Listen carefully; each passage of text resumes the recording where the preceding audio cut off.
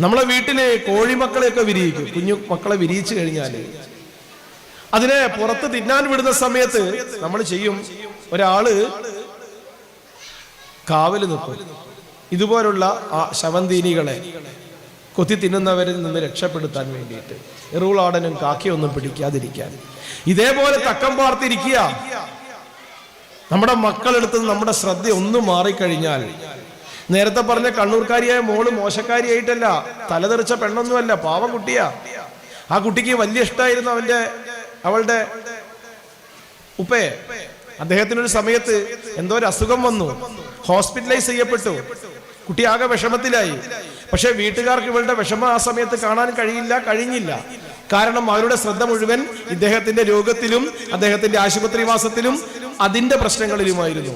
കുട്ടി വീട്ടിൽ സ്കൂളിലെത്തിയിട്ട് മൂഡ് ഔട്ടായിട്ടിരിക്കും, വിഷമിച്ചിരിക്കും.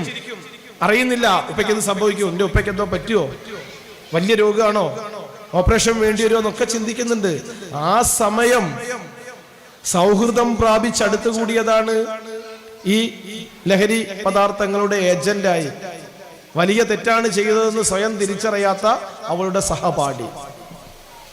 നോക്കണം, ഒരു അല്പസമയം ആ വീട്ടുകാരുടെ ശ്രദ്ധ മാറിയപ്പോൾ ആ കുട്ടിയെ അവരുടെ വഴിയിലേക്ക് കൊണ്ടുപോകാൻ വേണ്ടി തക്കം പാർത്തിരിക്കുന്നവർ. നമ്മൾ ശ്രദ്ധിക്കേണ്ടതുണ്ട്, നമ്മൾ കരുതിയിരിക്കേണ്ടതുണ്ട്. നമ്മുടെ കുട്ടികളെ നമ്മൾ കൂടുതൽ പഠിക്കേണ്ടതുണ്ട്. നമ്മളിൽ പഠനമുണ്ടാവണം.